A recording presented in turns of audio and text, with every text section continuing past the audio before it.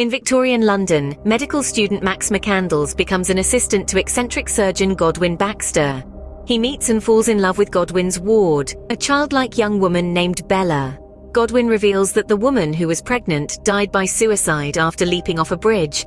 He resurrected Bella by replacing at least parts of her brain with that of an infant's, which results in Bella waking and having to relearn a great deal of motor functions, as well as social skills.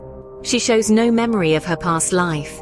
With Godwin's permission, Max asks for Bella's hand in marriage. Bella accepts, but as her intelligence rapidly develops, she begins to crave autonomy and runs off with lawyer Duncan Wedderburn to have an explicit affair.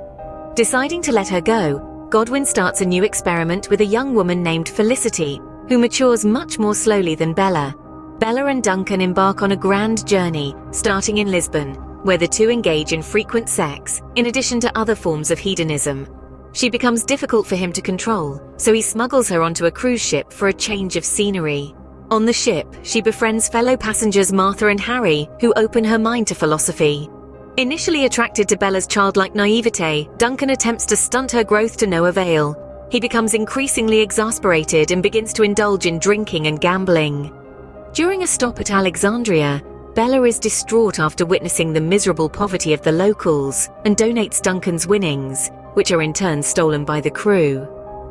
Unable to afford the rest of the trip, the two are kicked off the ship at Marseille, after which they make their way to Paris.